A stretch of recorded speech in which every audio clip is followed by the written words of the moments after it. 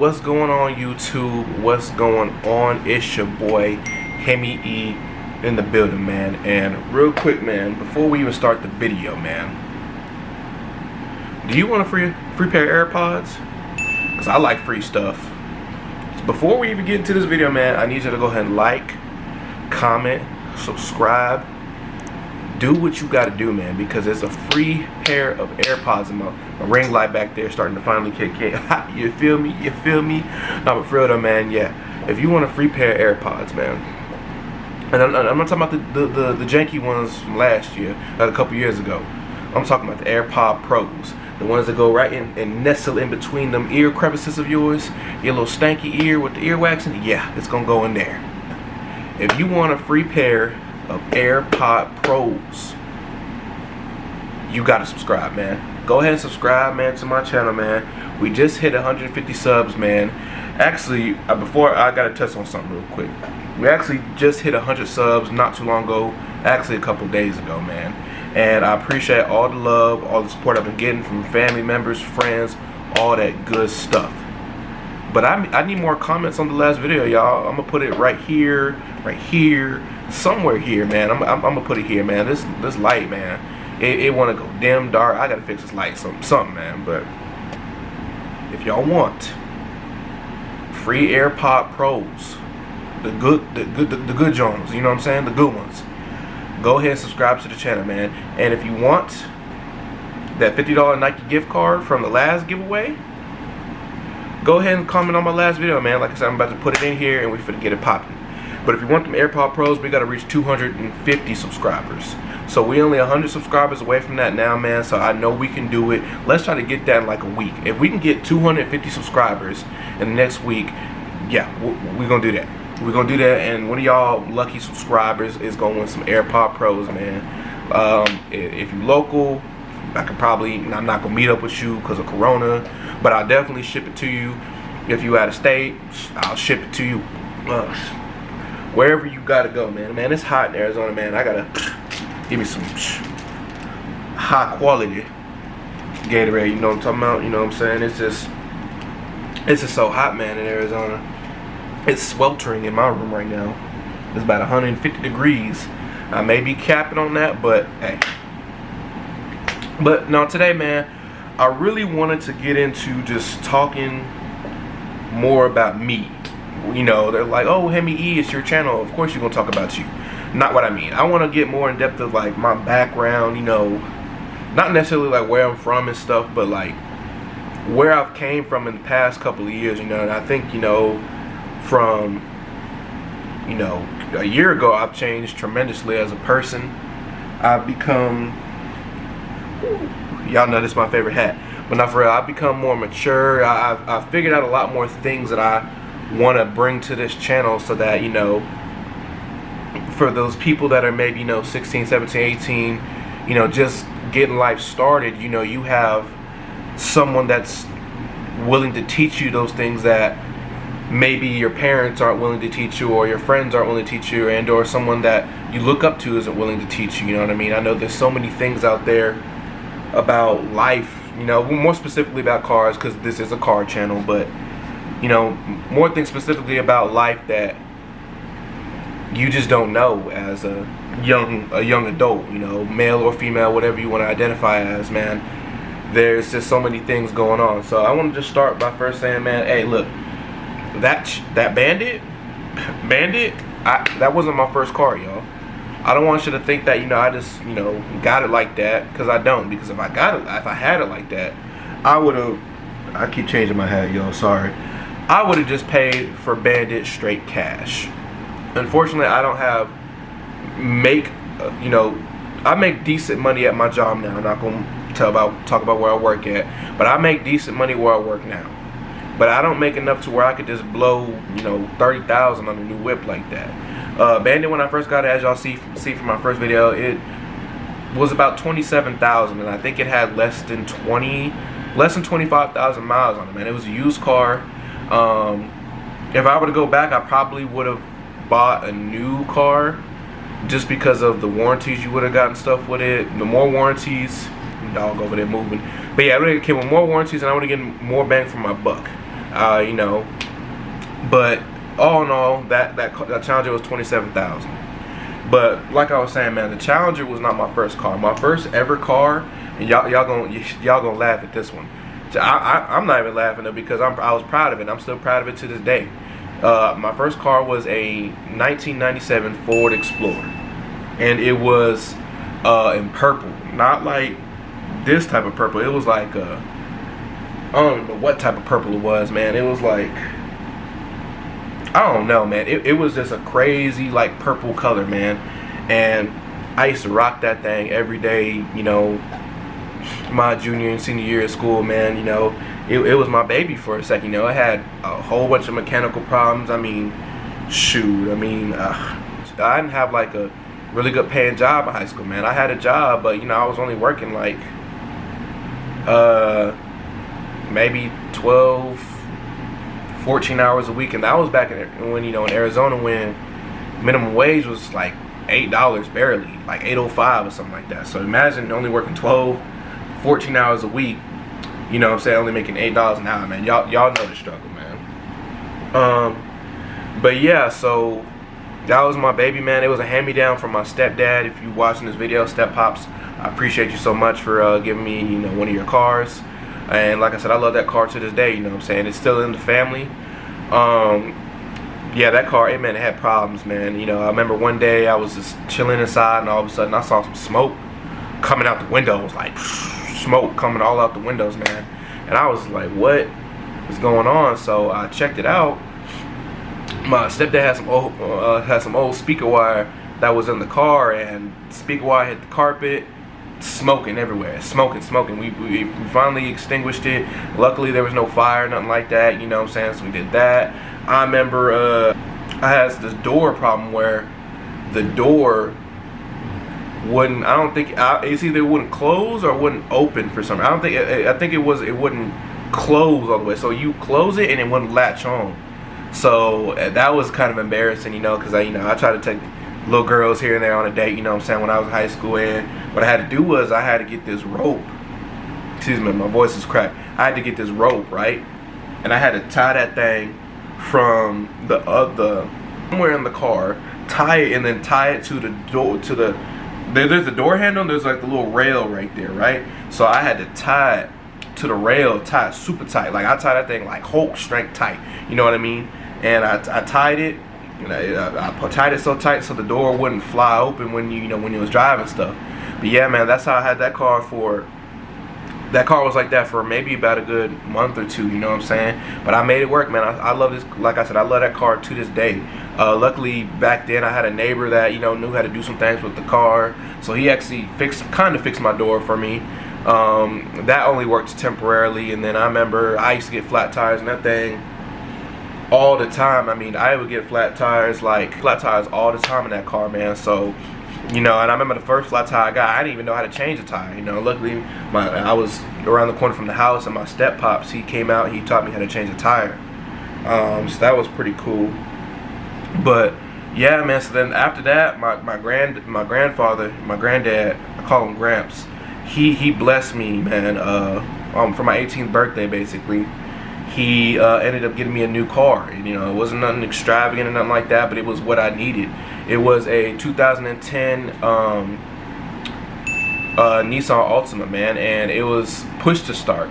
So imagine going from a car that, and with the Explorer, man, sometimes it wouldn't even crank up. I had to put it in neutral to get it to crank up sometimes, and the battery would die. Whole bunch of stuff wrong with that car, man.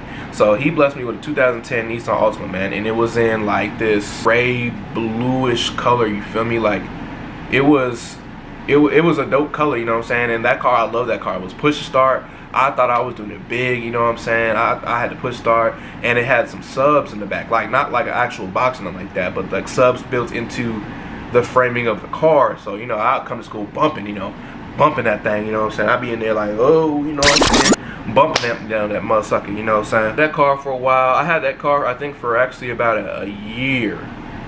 Yeah, I had that car for about a year, and that was like honestly one of the best cars I had.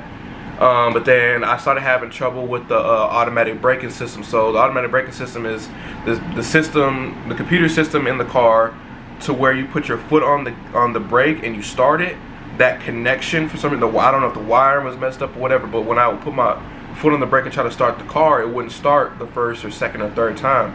So I would have to do it like time, maybe sometimes even 20 times, disconnect the battery just to get it to start, you know what I'm saying?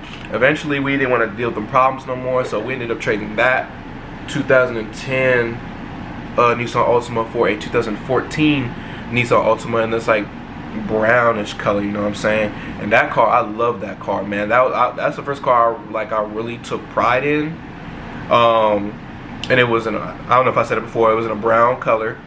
And that car was cool, man. I put some subs in the back, man. I changed the dash out to a little touchscreen radio, you know what I'm saying? Like I said, I had the subs in the back, touchscreen radio. I changed out all the door speakers, so I was in there, I was blaring, you know what I'm saying? You could hear me coming from 2-3 blocks away. So yeah, and I can't even talk today. I actually put 20-inch rims on that car, man. And that car, I loved it. It was my baby.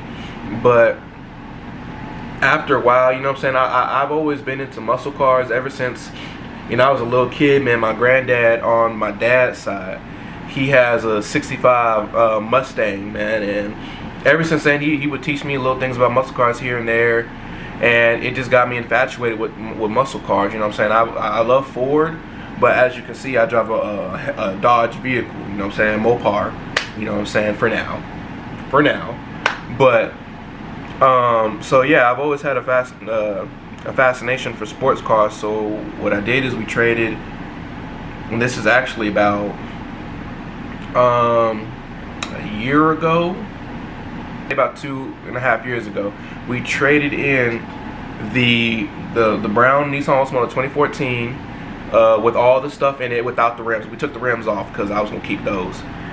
We traded that in for I got a 2018 Dodge Charger. It was white and then it had black accents and stuff, and that was like my first big boy purchase, man. I ended up putting like $5-6 grand down on that car, man, because unfortunately at the time I didn't have the best of credit, you know what I'm saying. I did a whole bunch of stupid stuff back in my younger days when I was like 18, 19, and so when I went there, they ran my credit. They was like, "Ooh, red flag," you know what I'm saying. So I had to really scratch and fight to get that car, you know what I'm saying. And luckily found a bank that took me, man. The interest was like I think almost 20%. Luckily my granddad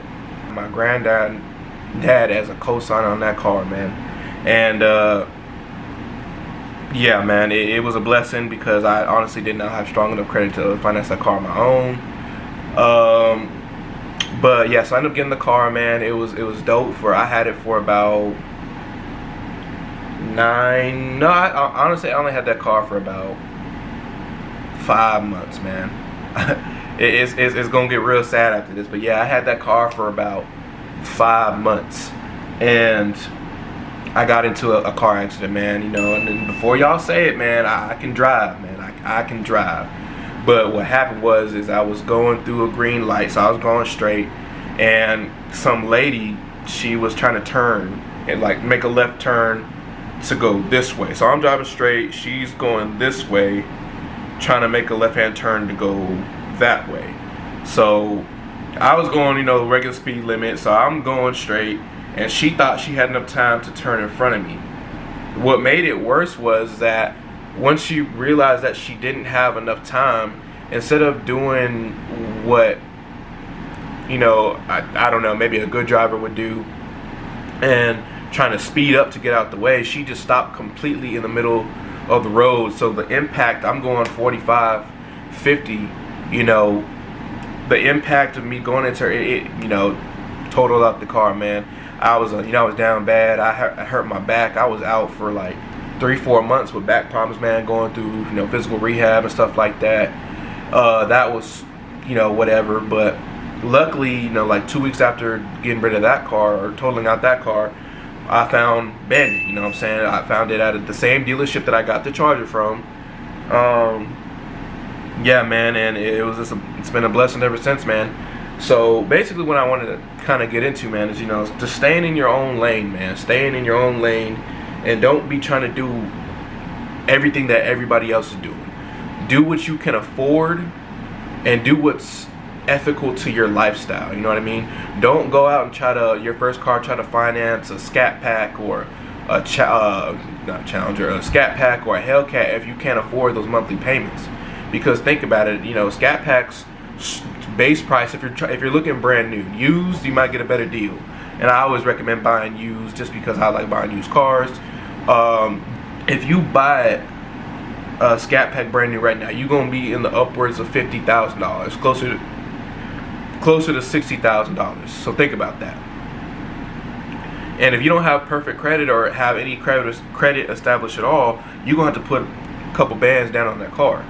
A Hellcat retailing now from anywhere from $70,000 to closer to $80,000, man. Think about how much $80,000 is. Now, so some of y'all, that may not be a lot. If you can go get it, by all means, go get your dream car and we can meet up. We can, you know, do a video collab or something together. But for the average Joe, man, don't go out there trying to get a Hellcat or a Scat Pack if you can't afford it, man, because you're going to be paying anywhere, you know, if you get a 60-month term or something like that, you're going to be paying in the upwards of $1,000 to $1,500 a month just for the car, man. And just think, if you're younger like me, you know, I'm 23 years old. So if I would, you know, imagine if I had a Hellcat or a Scat Pack right now, my insurance would be through the roof. You know, my insurance is pretty moderate right now. It's a little bit higher because I have a coupe. But, you know, like I said, just stay in your lane, man. You know, if I could do it all over again, man, we have kept the Nissan and maybe like do it like as a daily driver, because that car honestly was really good to me. Like, I never had any issues. It was easy. I could do modifications on that car if I really wanted to. I could have, you know, I had rims on. I could have went bigger on the rim. It was reliable. Got me from point A to point B.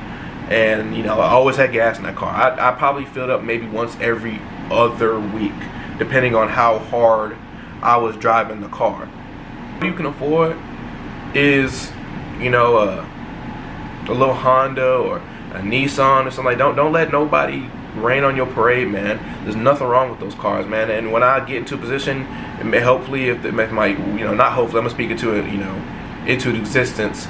But, you know, when my YouTube blow up, man, I'm gonna have a little Nissan Altima, maybe a little Nissan Maxima, but have me a little reliable car that I can get from point A to point B, man. And I'm gonna just make it cosmetically look as good as I want it to be, because there's nothing wrong with having one of those cars, man. There's nothing wrong with it. If you're, you know, 16, 17, 18, trying to get your first car, trying to finance your first car, don't be afraid to go to the dealership and get you a car that's going to get you to where you need to go. You know what I mean? And then when you start making more money and you start becoming more financially stable and responsible, then you can upgrade yourself to that Challenger, the RT like mine. You get a Scat Pack, Hellcat, whatever you want to do, man. But like I said, don't go to the dealership, man, and have these sharks. I call them sharks, man, because they're just going to eat you up, man. They're going to take your money and they're going to get you in the best payment possible, and they're gonna ruin it, man. So yeah, man, just stay in your lane, man. There's nothing wrong with having a car like that, man. Yeah, man, they're great cars, man. Hondas, Nissans, they're dependable, they last. Y'all know the little memes that be going around, the dudes that be having, you know, 1997 Honda Civics that got 300,000 miles on it, that they still pushing it on the freeway. You know what I'm saying? So, you know, get you a little Honda Civic, man. Yeah, get you a little Honda Civic, get you a little Nissan Altima, man. Do what you can do financially. Do what's in the best for you. Don't let nobody ever tell you what is best for you. Now, if you want like a Dodge Challenger like mine or something like that in the future, by all means, you should always dream big. You should always plan and budget for those things, and eventually you should be able to treat yourself to those things if you take the right actions in life. But if you can't afford it now, that doesn't mean that you're not doing good. That just means it's not your time yet. You know what I mean? Like, my first couple videos on YouTube, they, you know, a couple of them got a couple thousand views, but the other ones got less than 100 views. But I'm not sitting here griping and getting mad because it's just not my time yet. It's not my time for the world to see me for who I am and to really rock with me. You know what I'm saying? The world will get there because of my drive and determination for this YouTube thing. But altogether, man, yeah, I just want to get that off my chest, man. Just do what's best for you, man. Moral of the story is, let me focus that, man. Let me focus. Yeah. Moral of the story, y'all, is, man, just be appreciative, basically, of what you got, man. I don't know if y'all may be religious, but man, if you are, pray to God, man. Pray to God that you get that next come up, and pray for it sooner rather than later. You know what I'm saying? But then don't try to rush something. If it's not your time, don't try to go out and get that deal that's gonna mess up your credit. You can't afford the payments, car gets repo, whatever. You know what I'm saying? Don't do none of that, man. I got the RT right now because I can afford it. In the next couple of months, the next year or so, I'm gonna be able to afford another car. So I'm probably gonna get another car. But that's because that's within my financial plan and that's within my budget. But just because I'm doing something, or you see a YouTube out here, doing something, doesn't mean that y'all need to go out and do it, man. Do what's best for you. Get, if you have a car, man, go ahead, DM me on Instagram, man. DM me a pic of your car, man. I'm finna drop my IG right here, somewhere for y'all to see it, man. But yeah, man, just do what's best for you. Get that car that that's best for you, man, and just be happy, man. Be appreciative of everything you got. If you got a hand-me-down, man, hey, that's better than nothing. If you got a 97 Honda Civic, man, that's better than nothing, man. If you got a car with no windows, no AC, but hey, it still drive though, that's a blessing. So just be appreciative of anything that you got, man. We got some big things coming. I'm probably gonna drop another video today, if not today, tomorrow, man. It's gonna be an install. Y'all check that out, and then I'm gonna have another install for y'all in a couple of days, man. So we just dropping bangers back to back to back, man. So yeah, man, I'm gonna start calling these things probably like quarantine Mopar Talks or something like that, or quarantine Hemi Talks, or something catchy, something for the something for the people. So I'm gonna get out of here. Gabagoo. I'm gonna get out of here, y'all. Love y'all, appreciate the support. And like I said, man, if y'all want them AirPods, if you want them AirPods, yeah, if you want them AirPods, man, hold on, I gotta get serious, man.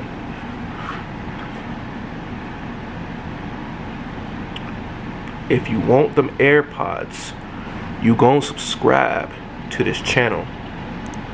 I can get 250 subscribers. I got a whole bunch of views on some videos, but y'all not hitting that subscribe button. Hit the damn subscribe button. But for real though, yeah, I'm finna get out of here. Love y'all. Y'all have a great day, and Hemi out.